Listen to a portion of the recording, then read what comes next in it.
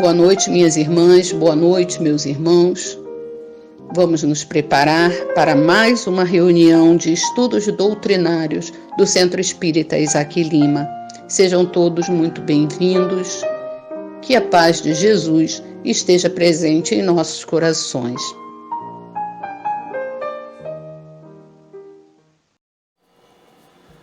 Prece de Amor, de Emmanuel, música Elizabeth Lacerda.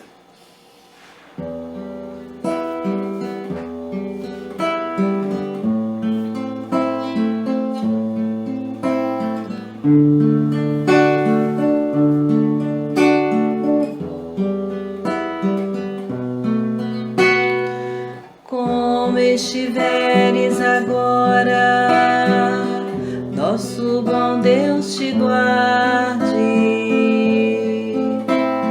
Como estiveres pensando, nosso bom Deus te use. Onde te encontres na vida, que Deus te ilumine. Com quem estejas seguindo, nosso Senhor te guie. No que fizeres tu, peça ao bom Deus que possa te amparar, e em cada passo teu a mão de Deus virá te abençoar.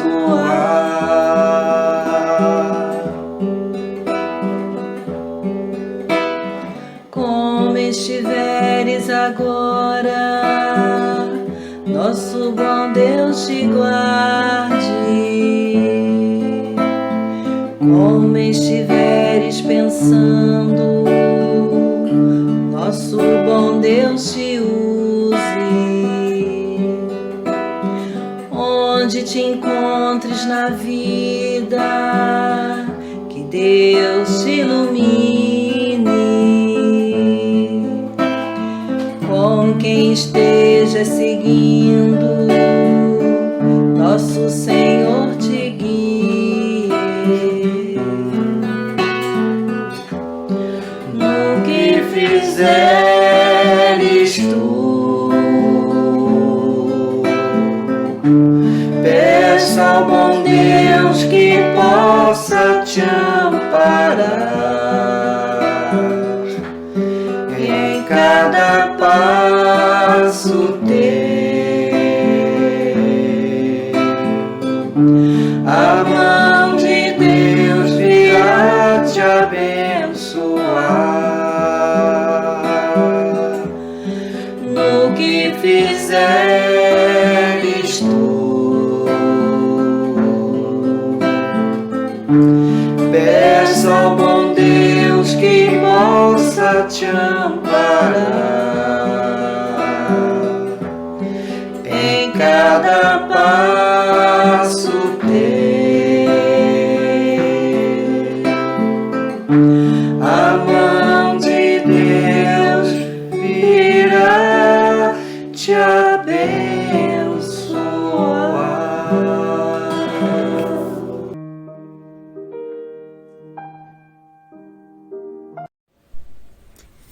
Boa noite, meus irmãos. Que a paz se faça presente nessa noite de estudos. E a página de hoje é do livro Caminho, Verdade e Vida, de Francisco Cândido Xavier, pelo Espírito Emmanuel. Saber e fazer. Se sabeis estas coisas, bem-aventurados sois se as fizerdes. Jesus, em João, capítulo 13, versículo 17. Entre saber e fazer existe singular diferença. Quase todos sabem, poucos fazem. Todas as seitas religiosas, de modo geral, somente ensinam o que constitui o bem. Todas possuem serventuários, crentes e propagandistas, mas os apóstolos de cada uma escasseiam cada vez mais. Há sempre vozes habilitadas a indicar os caminhos. É a palavra dos que sabem. Raras criaturas penetram valorosamente a vereda, muita vez em silêncio, abandonadas e incompreendidas. É o esforço supremo dos que fazem. Jesus compreendeu a indecisão dos filhos da terra e, transmitindo-lhes a palavra da verdade da vida, fez a exemplificação máxima, através de sacrifícios culminantes. A existência de uma teoria elevada envolve a necessidade de experiência e trabalho. Se a ação edificante fosse desnecessária, a mais humilde tese do bem deixaria de existir por inútil. João assinalou a lição do Mestre com sabedoria. Demonstra o versículo que somente os que concretizam os ensinamentos do Senhor podem ser bem-aventurados. Aí reside, no campo do serviço cristão, a diferença entre a cultura e a prática, entre saber e fazer. Esse ficou bom.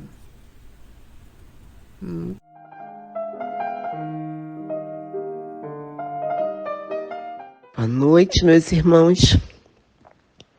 Vamos nessa noite de sexta-feira para mais um dia de estudo. Vamos agora fechar nossos olhos. Vamos pensar no nosso Mestre Jesus, no nosso irmão. Vamos pensar em nosso Deus Pai. Vamos agradecer pelo dia que tivemos de hoje, de muita luta, de alegria, de felicidade. Vamos agradecer pela nossa saúde, pela nossa vida. E vamos agora pensar. E vamos pedir e vibrar na nossa casa de Isaac Lima, nos nossos irmãos espirituais, nos nossos amigos desencarnados de Isaac Lima, da casa de Isaac Lima. E vamos agora pedir para que seja uma noite de estudo tranquila. Vamos vibrar por todos nós que estaremos presentes nesse estudo, a todos os nossos irmãos encarnados e desencarnados. E vamos vibrar pelo nosso palestrante, para que seja uma noite de paz e tranquilidade. Vamos intuir para que todos nós possamos vibrar, e escutar e vivenciar todo esse estudo, para que possamos terminar essa noite de sexta-feira mais fortalecidos do que chegamos. Fortalecidos espiritualmente, para que possamos ter uma noite de repouso, de muita tranquilidade. Vamos agora, então, pensar e vibrar em todos nós, com muito amor. Que depois desse estudo possamos repousar e que tenhamos um final de semana de tranquilidade, paz e muito amor para todos nós. Que assim seja, graças a Deus.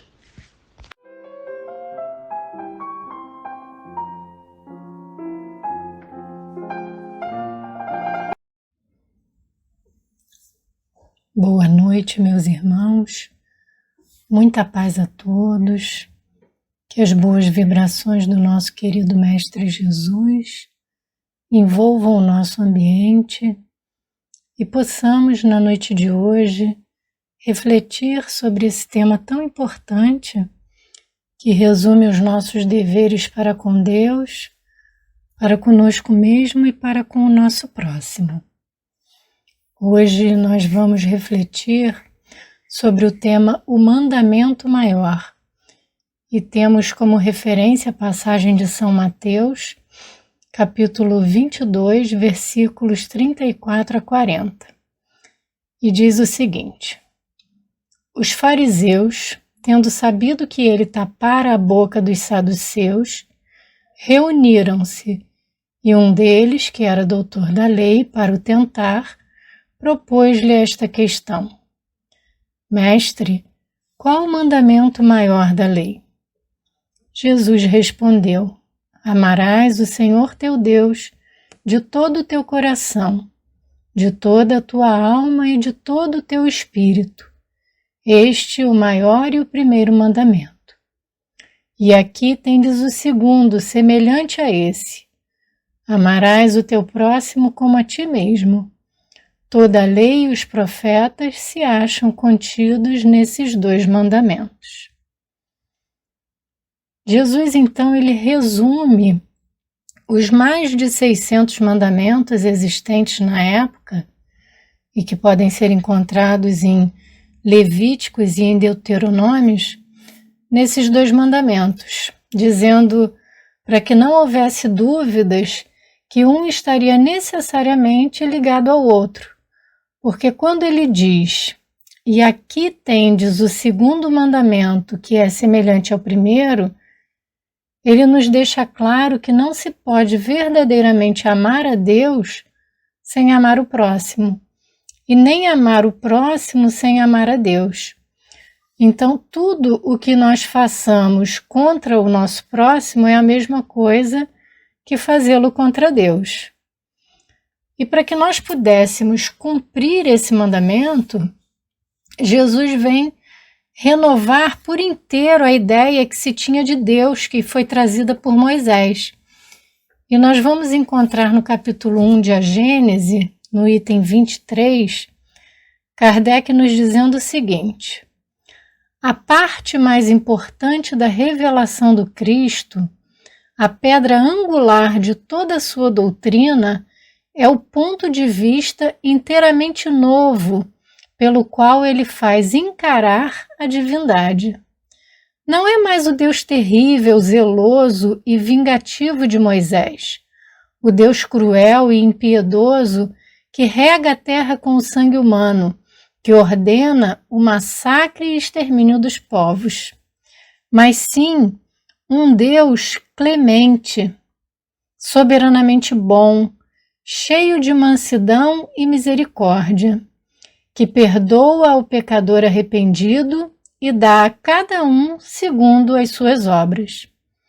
Então, Jesus ele vem nos apresentar um Pai que estende a sua proteção sobre todos os seus filhos e os chama a si.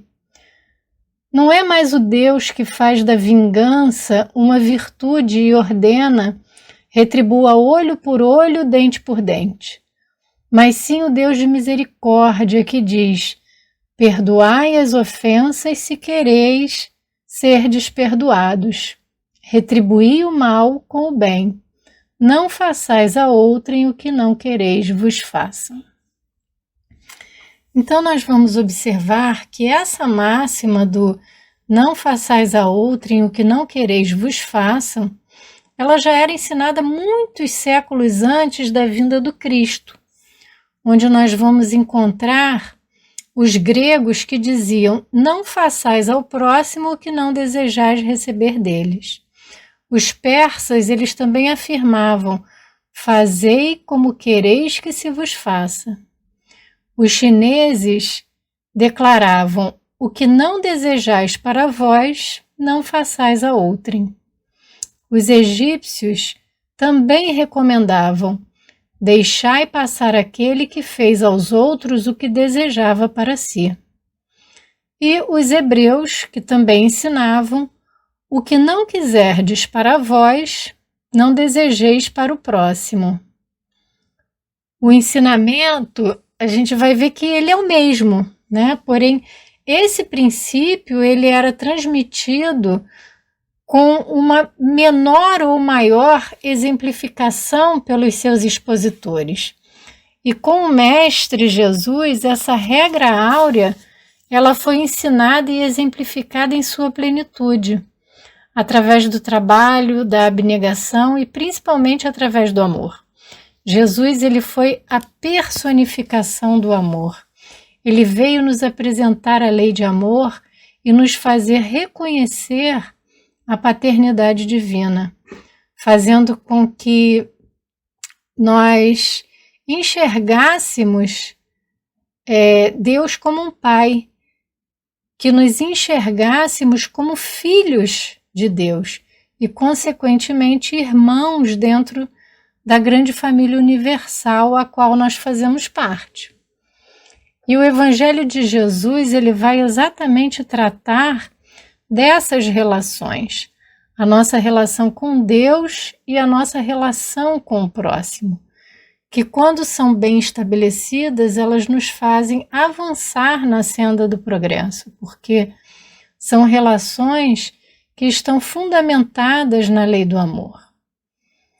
Mas embora Jesus tenha resumido todas as leis e os profetas em apenas 2 mandamentos, nós observamos que até hoje existe uma certa incompreensão desses mandamentos, tanto no que diz respeito a amar a Deus, como a amar ao próximo, onde muitas vezes, equivocadamente, interpretamos esses mandamentos de acordo com os nossos interesses pessoais, ou de maneira que não influenciem tanto nas nossas convivências, onde nós reduzimos o amor ao próximo a apenas alguns próximos de nós, geralmente do nosso grupo familiar, do nosso grupo social.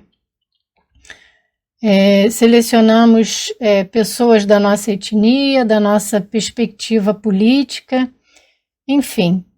O nosso próximo é sempre aquele de acordo com os nossos propósitos, E da mesma maneira nós fazemos com Deus. Nós ajustamos o Deus aos nossos interesses e é muito comum nós ouvirmos as pessoas falarem: mas o meu Deus, o Deus da minha religião, quando na verdade a gente sabe que Deus é apenas um e que nos foi apresentado por Jesus, mas que nós temos uma certa dificuldade em segui-lo porque exige de nós certas transformações, que nós ainda não nos encontramos suficientemente maduros para realizar. E dessa forma nós vamos seguindo, fazendo assim essas adaptações aos nossos interesses. Só que essas atitudes nos trazem consequências, onde mais cedo ou mais tarde vão nos forçar a essas transformações para que possamos continuar a nossa evolução. Então Jesus, em vários momentos do seu Evangelho, se utiliza das parábolas com o intuito de complementar esse entendimento dos mandamentos, fazendo refletir aqueles que lhe questionavam a respeito de como agir, de como herdar a vida eterna, como alcançar o reino de Deus, questionamentos esses feitos inclusive por doutores da lei, que aparentemente eles tinham o conhecimento das leis, mas que tinham dificuldades de colocar esses ensinamentos em prática. Ou seja, tinham um grande conhecimento teórico, mas uma prática muito pobre desses ensinamentos. Ele começa o ensinamento pelo 2º mandamento, que é o amar ao próximo como a ti mesmo, porque é o mais próximo, é o que está mais perto de nós, é a quem vemos, enquanto que a nossa percepção de Deus ainda é algo distante, é algo mais difícil. Mas quando nós focamos no amor ao próximo, consequentemente nós vamos aumentando essa percepção de Deus. Uma coisa que nos chama a atenção na doutrina de Jesus é que em todos os seus princípios há a exaltação da humildade e a humilhação do orgulho. As personalidades mais impressionantes e significativas de suas parábolas são sempre os pequenos, os humildes, os repudiados pelas seitas dominantes, os que eram excomungados pela fúria, e pelo ódio sacerdotal, Em suma, os que eram chamados heréticos e descrentes. Todos esses são os preferidos de Jesus e julgados mais dignos do reino dos céus que os poderosos da sua época.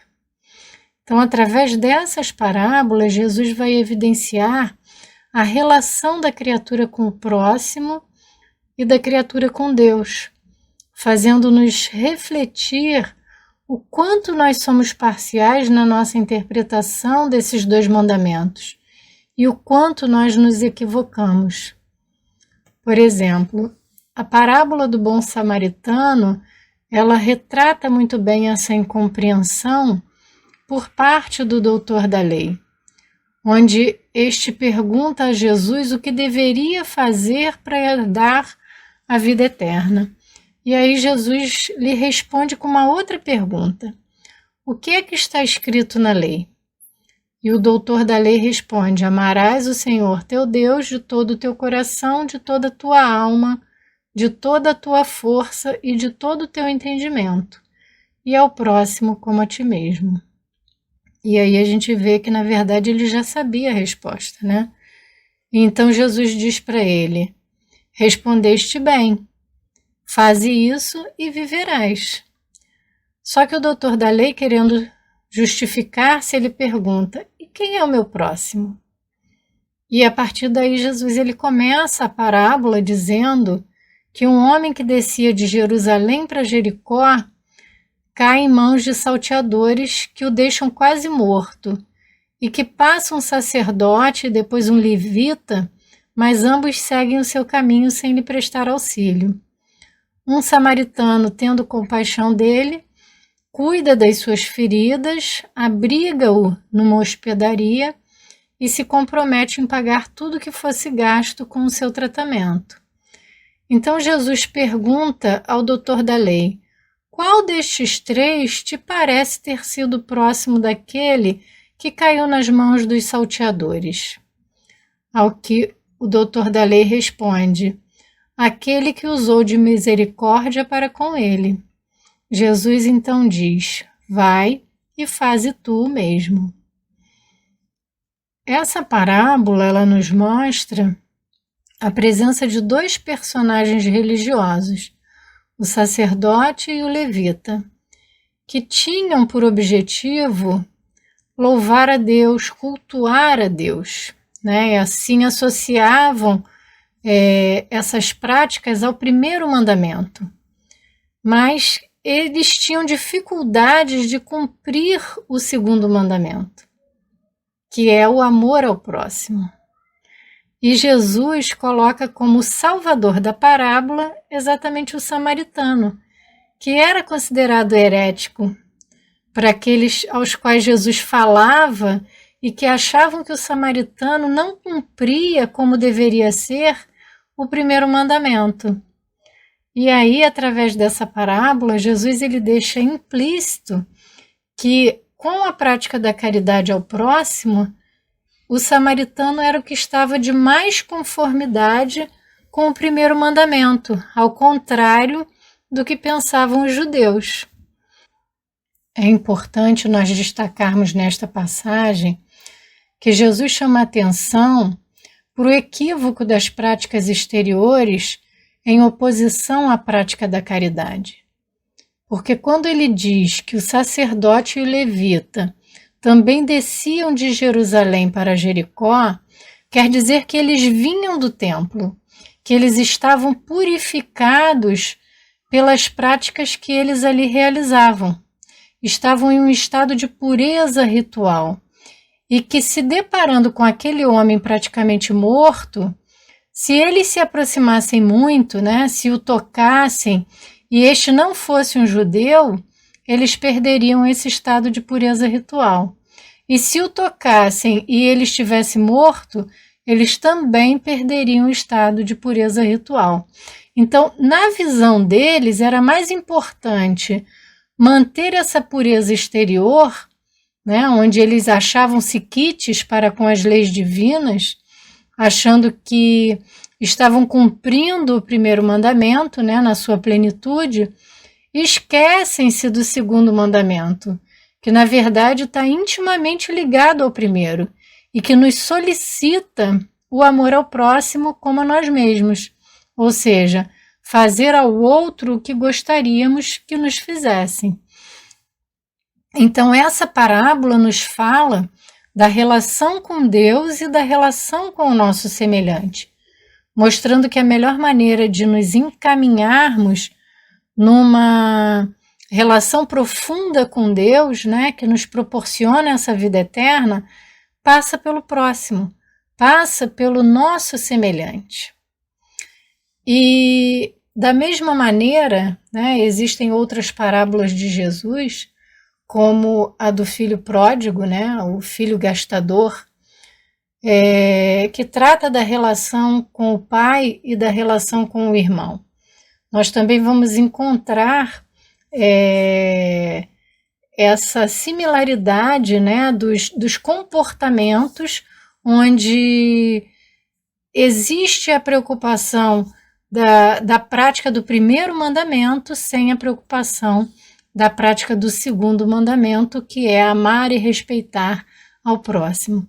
Então, nessa parábola, o filho pródigo, né, que é o mais novo, ele recebe os bens do seu pai, ele pede ao pai que faça a divisão da herança, né, e que lhe dê a parte que lhe toca, e aí ele sai de casa, esbanja descontroladamente todo esse dinheiro que recebeu numa vida desregrada, e aí depois de perder tudo e de sofrer as consequências dolorosas dos seus atos, ele volta arrependido para casa. E ele é recebido com festa por seu pai, porque antes ele considerava que tinha um filho morto e que esse reviveu quando voltou, né? E aí o filho mais velho, ele recebe também a sua parte na herança, mas ele fica ao lado do pai, cuidando e ajudando, né, nas tarefas da casa, obediente às suas obrigações como filho. Mas quando ele vê que o irmão, que foi irresponsável, estava sendo recebido com uma grande festa, né, realizada pelo pai, ele se revolta, porque ele nunca teve um reconhecimento por toda a sua dedicação. Então nós vamos ver que o filho obediente, ele acha que cumpre o primeiro mandamento, né, estando também quites com o cumprimento da lei de Deus. Mas ele também se esquece do segundo mandamento, de amar ao seu irmão como a si mesmo. E aí ele demonstra todo o seu egoísmo e avareza e acaba mostrando-se pior que o seu irmão, que errou, mas que se arrependeu, né, que passou por cima do seu orgulho e voltou se desculpando com o seu pai, reconhecendo todos os erros que havia cometido. E aí Jesus conclui a parábola, né, exaltando os pródigos que voltam, né, arrependidos, e censurando os obedientes que ficam, não só com os bens que receberam, como também com as paixões mais de que não querem se despojar. E nós vamos encontrar também em Lucas, no capítulo 18, versículo 9 a 14, a parábola do fariseu e do publicano, que diz assim: propôs também a seguinte parábola a alguns que confiavam na sua própria justiça e desprezavam os outros. Subiram 2 homens ao templo para orar, um fariseu e o outro publicano. O fariseu, posto de pé, orava dentro de si desta forma: ó Deus, graças te dou que não sou como os demais homens que são ladrões, injustos, adúlteros, nem ainda como este publicano. Jejuo 2 vezes por semana e dou o dízimo de tudo quanto ganho. O publicano, porém, estando a alguma distância, não ousava nem ainda levantar os olhos aos céus, mas batia no peito dizendo: ó Deus, sê propício a mim, pecador. Digo-vos que este desceu justificado para sua casa, e não aquele, porque todo o que se exalta será humilhado, mas o que se humilha será exaltado.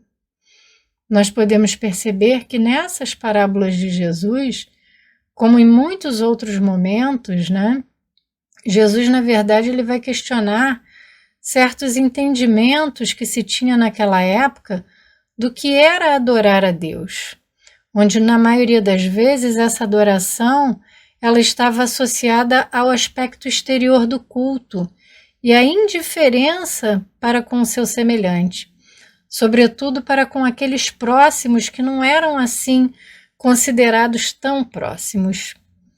Jesus vai nos levar a refletir até hoje como é que nós podemos de fato adorar a Deus sem misericórdia. Como adorar aquilo que nós ainda não vemos, não percebemos com clareza, se aquilo que está diante de nós de maneira ostensiva, nos convidando ao serviço do amor, ao serviço do bem, não tem sido percebido por nós. É como se Jesus estivesse nos dizendo para começarmos nos esforçando por adorar a Deus pelo nosso próximo, que é a nossa ponte para chegarmos a Deus, exaltando assim a necessidade da caridade para com o próximo, como condição essencial para podermos alcançar a vida eterna.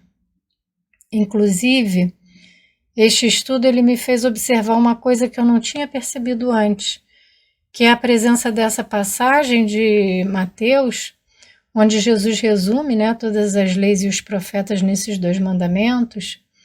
Nós vamos encontrar tanto no capítulo 11 de O Evangelho segundo o Espiritismo, que tem como título Amar o próximo como a si mesmo, e vamos encontrar a mesma passagem no capítulo 15, que tem como título Fora da caridade não há salvação. Então, nós observamos que Kardec também associou o mandamento maior diretamente à prática da caridade junto aos nossos semelhantes, fazendo a eles o que nós gostaríamos que nos fizessem. E, para finalizar o nosso estudo, nós vamos fazer a leitura da página de Emmanuel do livro Estude Viva, que resume bem o que nós falamos aqui na noite de hoje e que se intitula Deus e Caridade. Por longos e tortuosos caminhos, temos procurado a integração com Deus. Existências múltiplas atravessamos, forças enormes despendemos. Julgávamos estivesse nele a egolatria dos tiranos coroados e inventamos processos de adoração com que lhe granjeássemos a simpatia. Supunhamos homenagear-lhe a grandeza com o fausto dos ritos exteriores e erigimos palácios em que ofertássemos o ouro e a púrpura em forma de louvor. Acreditávamos que o Supremo Senhor quisesse dominar as criaturas pelo freio da violência e não hesitávamos em criar sistemas religiosos de opressão com que se dobrasse a cerviz de quantos não pensassem pela nossa cabeça. Admitíamos fosse ele ávido de honrarias e não vacilávamos consagrar-lhe sacrifícios sanguinolentos à frente de símbolos com que lhe mentalizávamos a presença. Compadecendo-se da nossa ignorância, a divina providência deliberou enviar alguém que nos instruísse nos caminhos da elevação. E Jesus, o sublime governador do planeta terrestre, veio em pessoa explicar-nos que Deus não nos pede nem adulações e nem pompas, nem vítimas e nem holocaustos, e sim o coração inflamado de fraternidade a serviço do bem, para que a terra se abra, enfim, à glória e à felicidade do seu reino. Por esse motivo, O mestre, embora respeitasse as convicções dos seus contemporâneos, esmerou-se em ensinar-nos a união com Deus acima de tudo, através do socorro aos necessitados, da esperança aos tristes, do amparo aos enfermos e do alívio aos sofredores de todas as procedências. Desde então, renovadora luz clareou o espírito das nações e a humanidade começou a compreender que Deus, o Pai justo e misericordioso, a ninguém exclui de sua bênção e que a todos nos espera hoje ou mais tarde, por filhos bem-amados, unidos na condição de verdadeiros irmãos uns dos outros. É por isso que em todos os países e em todas as crenças, em todos os templos e em todos os lares da terra, onde se pratique realmente o Evangelho de Jesus, o culto à providência divina começa com a caridade primeiro.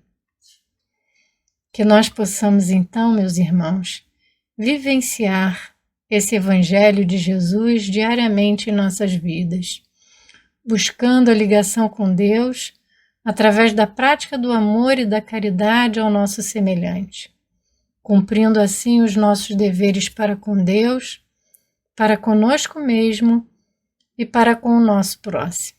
Muita paz a todos.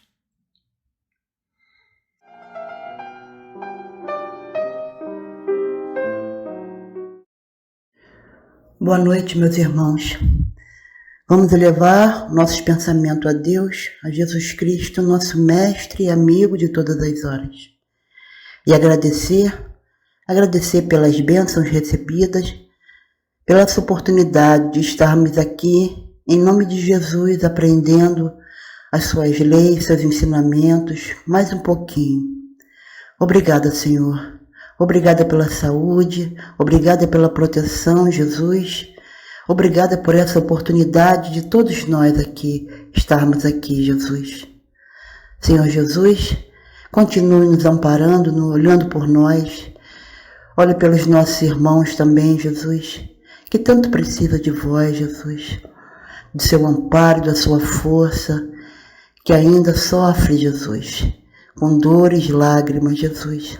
Olhe por eles, por todos os nossos irmãos. Senhor Jesus, fique conosco, Jesus, hoje, agora e sempre, que assim seja. Graças a Deus e graças a Jesus, que assim seja, Jesus.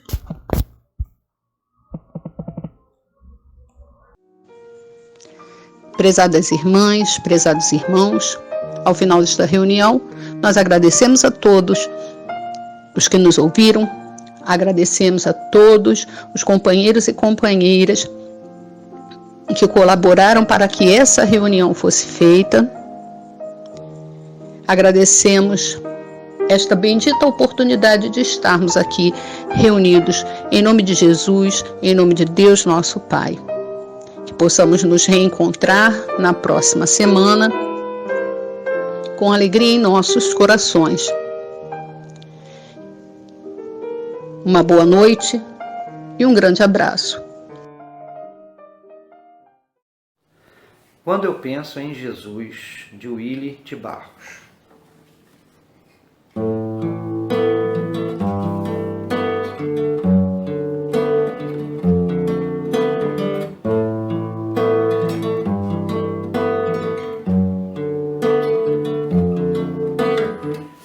Toda vez que eu penso em Jesus, meu coração se acende.